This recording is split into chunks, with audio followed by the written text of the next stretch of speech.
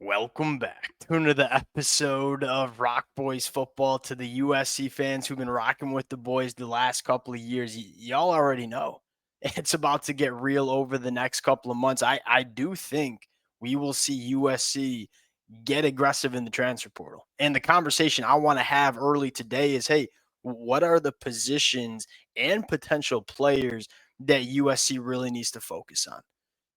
Here's what fires me up the most, and many of the USC fans who've been rocking with the boys the last couple of years, I should say months, know I'm a monster fan of Chad Bowden. I have a ton of respect for what he's done since joining this USC program, and this is the first winter transfer portal window that we get to see Chad Bowden go to work. Like, it's important to remember, hey, Chad Bowden joined this program last year, but it was late January, early February. We haven't gotten to see him do his work in the winter transfer portal. How aggressive is he going to be? We're going to find out over the next couple of weeks and months. What we're going to do today and just take a look at this depth chart, position group by position group, and evaluate where USC sits. Who are the most important players that USC needs to retain? What are the position groups that USC needs to address? I got a couple of players that I think could be potential portal entries that I would like to see USC go after. We're going to get a little irresponsible here. Before we get into it, as always, to the USC fans, man, y'all know how excited I get to have these kind of conversations, and specifically as it pertains to USC, it's such a blast. I can't thank you guys enough. The amount of support that y'all have shown the boys over the last couple of years has been amazing. If y'all do enjoy the content, consider subscribing to the channel. Hey, more importantly than that, let it rip in the comment section in terms of players or position groups that you would like to see USC go out and address. Because I already know the USC fans, y'all are building your wish list. Let it fly in the comment section. Without further ado, let's get into it. Let's have a real quick conversation about the quarterback spot. And here's how I'm going to phrase it is I don't know what it's going to look like. Does Jaden come back for one more year or does he enter the NFL draft? And if so, Hassan Longstreet takes over the quarterback one role. This is what I'll say. Any way you cut it, USC should be pretty dang good at the quarterback position going into 2026, especially because Lincoln Riley's your head coach. Now, this puts USC ahead of the eight ball. And what I mean by that is a lot of other programs across the country that need to dish out some serious money in the transfer portal and allocate that money to the quarterback position because they don't have the quarterback one on their roster. USC does. Whether that's going to be Jaden one more year or Hassan Longstreet, more money, more resources to allocate to the other positions that USC needs to get right. Which brings us quickly on the running back. Look, Wayman Jordan coming back from injury. I think he'll be back next year. King Miller as your running back, too. I think you got a couple of freshmen coming into Sean Bordeaux and Sean Austin, who are really good football players, too. We just find at the running back spot. Deep, talented room. Brings us to the position that I think is most important to talk about, and that is wide receiver. Mekhi Lemon will go to the NFL draft. I think Jacoby Lane could go to the NFL draft, but he's a guy that if I'm USC, I'm thinking about trying to retain and allocate the money I need to keep Jacoby Lane for one more year because of this. Number one, I'm not breaking any news. Jacoby Lane is a really good football player. I think he could benefit from one more year. He is an immensely talented wide receiver that I think is still a little bit raw from a route running standpoint, from a consistency standpoint. That's your selling point if you're Lincoln Riley. Like, hey, one more year at you, because we already saw Jacoby Lane has taken a step from last year. If he takes another step, you're talking about top 20 NFL draft pick. I'm not sure if he's there right now like Mekhi Lemon is. Mekhi Lemon,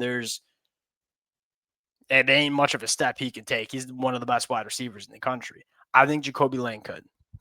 Now, if you keep Jacoby Lane, you have Jacoby Lane. Tanook Hines going to be a dude for USC. You're not really sure what else you have, right? And then if Jacoby Lane decides to leave, then the wide receiver position is a premium that you need to address, right? Could Zach Williams be a guy next year? Like, certainly could, but I don't think he's going to be a difference maker at wide receiver. What is Corey Sims going to be? You have a couple of freshmen that I think can help you, right? I mean, you look at a guy like Booby Feaster, potentially Caden Nixon White if you finish that flip, that could immediately help. I want a proven wide receiver one kind of guy. And I think USC should be able to make that happen. If you're Lincoln Riley in USC, you just had Jacoby Lane and Mekhi Lemon go to the NFL draft. You're looking for wide receiver one in one of the most productive offenses that we see in the country. Wide receivers would line up outside the door to come play for this USC offense. I firmly believe that. Now, here's if you want to take a monster swing, to me, it would be Cam Coleman. It sounds like Cam Coleman is going to enter the transfer portal. I think from a raw talent perspective, outside of Jeremiah Smith, I'm not sure if there's a wide receiver that has the talent that Cam Coleman has. We've seen him do that at times at Auburn, even with not very good quarterback play. Immediate wide receiver one, immediate All-American candidate, exactly what USC is kind of looking for. Here's another name that I would take a look at, and USC went after him at the high school ranks, Brian Wesco at Clemson. Clemson's got some good wide receivers, and I'm not sure what that program is going to look like next year. Like Cade Klubnik's going to the NFL draft, got a lot of talented wide receivers, but you're not really sure what the quarterback position is going to look like. There's buzz around the offensive coordinator leaving as well. It's a big, long body that can give you a lot of verticality in this offense. And here's one more name, and I'll say this real quick. There's going to be a lot of good wide receivers that enter the portal. And so these are not the only names that we're going to talk about, just some names that intrigue me. How about Draylon Miller? To the USC fans, sickos who remember the recruiting trail, another guy USC pursued. I think Coach Prime's ruining this kid. He's one of my favorite wide receivers in the 2024 cycle, and they're bouncing him around, playing him at the slot, playing him at running back. He is a Deebo Samuel kind of football player, offensive weapon, but you have to pick a position. I think he could be an awesome wide receiver. He excels with the football in space, had a good freshman year, regressed a little bit this year. You're looking for a guy that would come a little cheaper, that maybe you could really hit with and get a difference maker on. Draylon Miller would be a guy that I'm looking at.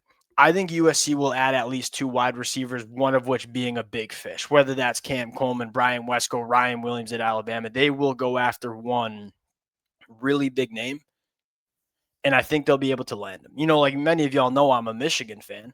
Michigan tried to do this last year. Actually, I think they quietly went after Deuce Robinson a little bit. The problem with Michigan was coming off 2024, that exactly wasn't an offense that teams or wide receivers were lining up to go play for. USC's got that offense that these wide receivers want to go play for, and they know they're going to have good quarterback play. That matters. That matters. Offensive line position, which leads me to arguably one of the most important storylines of the offseason, and that is keeping Elijah Page for one more year. And it's not that I don't have confidence in a Elijah Vicona or a guy like Kenny Pepe coming in. You will not be able to find an Elijah Page in the portal. And I look at Elijah Page and say, look, this kid can be a first-round NFL draft pick. He just needs to stay healthy and put together a full year. Because you go back to 2024, the first half of the season was ugly for Elijah Page as a redshirt freshman. The second half, he turned the corner. When he was healthy to start 2025 this year, it looked like an all-Big Ten tackle. Has struggled with the injuries. Like right now, you probably put him as a late day 2, early day 3 pick. Like the NFL will like him because this kid is tremendously gifted. This is where NIL matters. Like if you're Chad Bowden, hey, I am giving Elijah Page a lot of money to stay one more year and potentially boost that draft stock. Why is he the most important to retain? Is that, and with all due respect to Jacoby Lane, if Jacoby Lane leaves, there will be wide receivers that I think can replace the production that Jacoby Lane gave you. I don't think you'll find an Elijah Page in the portal. There's just those kind of tackles don't hit the portal. They do at wide receiver. You have a ton of good wide receivers at the portal. You don't at tackle. To me, he's the most important player for USC to retain going into 2026. Because if you do, you got Elijah Page starting at left tackle, one of the best tackles in the country. You get to keep Tobias Raymond at left guard. He's a very, very good guard. Olani Noah should be back for next season at right guard. Justin T going to be a good right tackle next year. You're already seeing Justin T start to play some solid football. Potentially an upgrade at center, right? You missed with John Ray Reed last year, or in the portal last year. I think Killian O'Connor is solid. I think he's a guy that could be upgraded. If you go keep Elijah Page, maybe bring in a center that can be an upgrade to Killian O'Connor, this offensive line was pretty damn good this year. It should be very, very good next year as well. But it really does.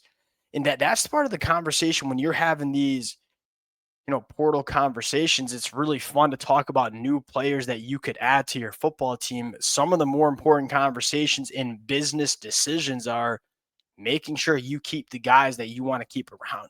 And Elijah Page, I think, is priority number one for USC. Defensive side of the football, there are guys at all three levels that you want to try to upgrade, right? At the edge position, here's the first conversation you have to try to figure out if you're Chad Bowden, Lincoln Riley, and this coaching staff. How many of the freshmen that we have coming in are going to contribute at a high level immediately in 2026? I think TomTom has that chance. I think Jamian Winfield has that chance. I think Luke Waffle has that chance. I think there's a few other guys that could be on that list too, but those are the three guys that I have confidence in. You have to figure out how high is that confidence.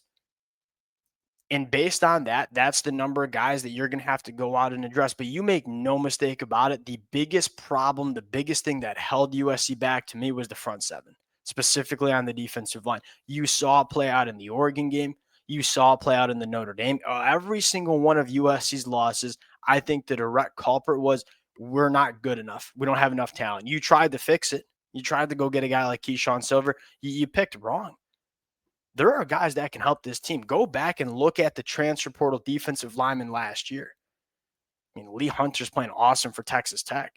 David Blaze playing awesome for Miami. There are guys that are contributing. USC just picked the wrong one. You have to get this right. And if you get this right, because it's a combination of, all right, Gita Abasiri in year 3 should be pretty damn solid. Jakeem Stewart year 2, Floyd Boucard year 2, Carlin Jones year 3. You should have some guys that will improve from a player development standpoint, but you have to supplement that with guys in the portal. The reason you lose that game to Oregon is you give up $179 of rushing yards, you create 0 sacks and only 2 TFLs. You just got beat along the lines of scrimmage because you don't have the bodies. You fix that problem next year, this USC team should be very, very good, but you have to fix it, right? And it starts with identifying. And a couple names that I'm monitoring here is one, Jordan Hall. I know some USC fans might be rolling their eyes, like feel similar to Keyshawn Silver, Jamal Jarrett. Fair. My pushback is Jordan Hall is one, still pretty young. He's going to only be going into year 4. He'll be a redshirt junior.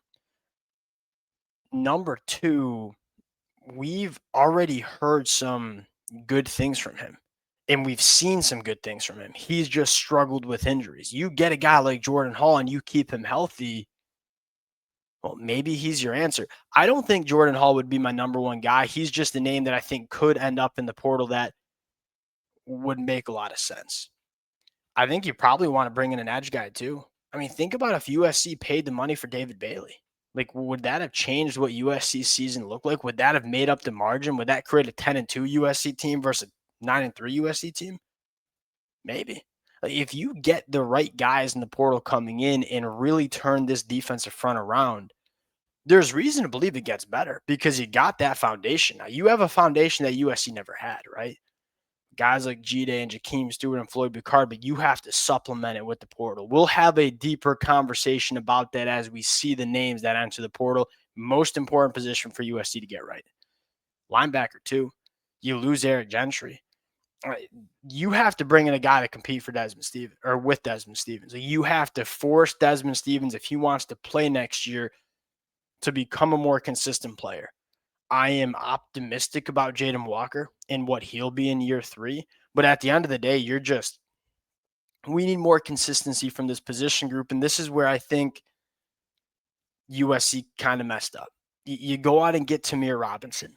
And the problem with Tamir Robinson was he's not a proven player. He was a blue chip recruit. He had some positive buzz at Penn State, but he had never played that much football, right? And he comes in after spring practice and he tries to get into the rotation in fall camp and just doesn't. Go get, and there will be these kind of guys. go get a linebacker that's played a decent amount of football. Because if there's one thing that I want to see from this linebacker room, it's just more consistency. I think the linebacker play will get better as you get a better defensive line. Because I will say this, linebackers' worst nightmare is having a defensive line that gets moved around. And you got your own defensive lineman coming right into your lap when you're trying to fit the run. That's what's going on with USC. Like Devin Tompkins getting moved off the ball pretty damn consistently. Same thing for a guy like Keyshawn Silver. It's really hard for these linebackers to quote unquote look good when their defensive line's getting their tail whipped. I still think you need better linebacker play. In this, hey, how about this name, by the way? Noah McHale at Texas A&M. He's a freshman. USC went after him at the high school ranks. Cali kid. He'd start for USC next year. Feel pretty confident saying that. Back to the list. In the secondary, it's a combination of you lose to Carlos Nicholson, Marcel Williams in year 3. I don't know about Marcellus Williams. He looks to me when he goes up against, guys from Oregon, it looks like he's a little small, it looks like he's a little slow. It is the best way to put it. That's not to say he did not get better. That's not to say he doesn't have a chance to be the guy next year. I don't want to bet on that. I want to bring in some other guys too. And again, this is another position that USC flat out missed on. Like they tried to bring in DJ Harvey, and DJ Harvey just wasn't a ball player in the Big Ten. There'll be plenty of good cornerbacks. You get Chasen Johnson back, which should be good. I think Kennedy Urlacher can end up being a solid football player. The real thing is Kamari Ramsey. Kamari Ramsey dealing with injuries, position change. How about this? Boo Carter. Boo Carter's currently in the portal. Go get Boo Carter. And look, I get there have been some off the field issues that we've heard of Boo Carter in fall camp. Really with his time at Tennessee. If you can figure that out with him and stick him at nickel, I think if he figures it out off the field, very similar conversation to Bear Alexander. Like Bear Alexander, credit to him, has seemingly figured out the off the field stuff and has become a really good player for Oregon. Very similar situation with Boo Carter. Boo Carter is a really good football player. When he's playing his best football, he is good. If you can figure the stuff out off the field, bring him in to play nickel, allow Kamari Ramsey to kick back to safety where he's by far more impactful of a football player, goes a long way in trying to figure out your problems. Alex Graham could be an answer next year too. There are some young guys on this roster who certainly can play. That's the conversation that Chad Bowden has to have with these coaches. We have to identify which of these players do we think can take that step going into next year? And then from that, all right, well, what are the positions we have to go address? But I think all 3 levels. I think you're looking to upgrade. I'll say this right now. I don't think Coach Dan Lynn has been great this year as a defensive coordinator. I think this is more of a personnel issue than anything. I just don't think USC's there on the defensive side of the football from a talent standpoint. I mean, you look at a team like Oregon, you look at a team like Ohio State, they just have, here's the best way to put it. How many NFL draft picks are on this defense that are going to go to the NFL draft next year? Like Cam Crawford probably will be an NFL draft pick when he's eligible. How many USC defenders get picked in the NFL draft in March? Eric Gentry, Anthony Lucas potentially, Kamari Ramsey. And again, even Anthony Lucas going to get drafted in the NFL more because of the traits as opposed to what he's produced. You don't have the NFL guys. When you look at Oregon or when you look at Ohio State, they got all 3 levels of guys that are going to the NFL. We're not there yet. I'm not trying to defend Coach Lynn because it hasn't been good enough. We got to get NFL guys on this roster. And you're doing it. You got a bunch of high school kids that will be NFL dudes coming in, but we want to win in 2026. Got to go get those guys from the portal too. We'll see. Going to be a really, really fun next couple of weeks and months. We'll break down the commitments. We'll talk about the targets. Appreciate you guys. If y'all do enjoy the content, consider subscribing to the channel, and we'll talk to y'all later.